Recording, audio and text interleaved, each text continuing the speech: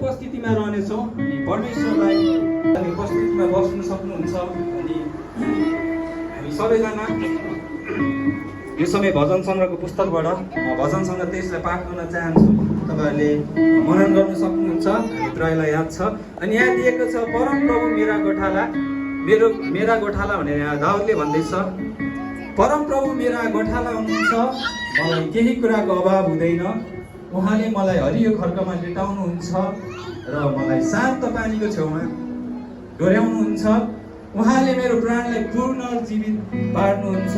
उहाँले आफ्नो नाउँको खातिर मलाई धार्मिकताको मार्गमा डोर्याउनुहुन्छ। मृत्युको अन्धकारमय घाटी भएर जानु परे तापनि म कुनै खतरादेखि डराउने छैन, किनकि तपाईँ मेरो साथमा हुनुहुन्छ। तपाईँको लट्ठी र लौरो तपाईँको लौरोले मलाई सान्त्वना दिन्छन्। मेरा शत्रुहरूको सामुन्ने तपाईँले मेरो निम्ति भोज तयार पार्नुहुन्छ। तपाईँले मेरो शिर, तपाईँको भलाइ र करुणा मेरो जीवनभरि पछि लाग्नेछ र परम प्रभुको घरमा म सदा सर्वदै बास गर्नेछु। आमेन। दाउदले भन्दछ यहाँ परम प्रभु चाहिँ मेरो गोठाला हुन् भनेर। अनि हामी पनि भन्दैछौँ प्रभु तपाईँ मेरो असल गोठाला हुनुहुन्छ। एउटै मात्र गोठाला हामीले योना 10 अध्यायमा हेऱ्यौँ भने त्यहाँ ख्रीष्ट येशू आफैले भन्नुभएको छ, म चाहिँ को हो भनेर गोठालो चराउनको लागि। तर ख्रीष्ट येशू यस्तो गोठालो हुन्छ, एक मात्र गोठालो जो चाहिँ आफू अगाडि जानुहुन्छ र उहाँको पछि चाहिँ हामीलाई बोलाउनुहुन्छ। हामी अगाडि गएर बाटो त्यो देखाउनुहुन्छ। मलाई केही कुराको अभाव तपाईँले दिनुहुन्न। तपाईँले मलाई हरियो खड्कामा लिटाउनुहुन्छ अनि मलाई शान्त पानीको छेउमा तपाईँले मलाई डोर्याउनुहुन्छ। किनभने तपाईँ परमप्रभु परमेश्वरले जसरी मलाई त्यो बाटो देखाउनुहुन्छ, त्यो बाटोमा हिँड्दै जानेछु भनेर हामी सबैजनाले हामी घोषणा गर्छौँ। हामी तपाईँको आवाजलाई हामी सुन्नेछौँ, किनभने अगाडि तपाईँ जानुहुन्छ। हामी तपाईँले देखाएको बाटोमा हामी हिँड्ने गर्छौँ। आजको दिनदेखि हामी तपाईँ परमप्रभु परमेश्वर तपाईँ गोठालोको पछिबाट लाग्नेछौँ। आउनुहोस् हाम्रो मुखहरू बोल्दै हामी त्यसरी परमेश्वरलाई धन्यवाद दिनेछौँ। धन्यवाद धन्यवाद धन्यवाद। आउनुहोस् ताली बजाउँदै हामी त्यसरी परमेश्वरलाई धन्यवाद दिनेछौँ।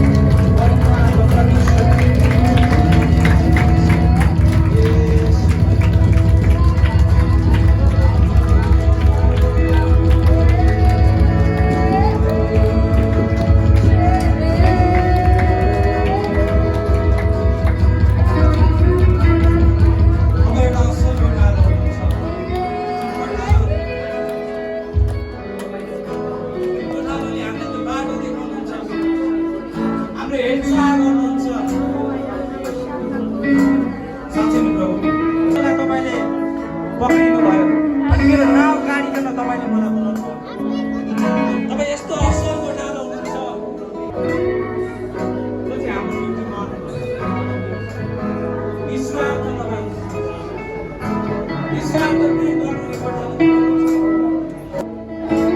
हरेक दुःखको घडीमा तपाईँ हाम्रो साथमा हुनुहुन्छ। तपाईँ हाम्रो साथमा हुनुहुन्छ।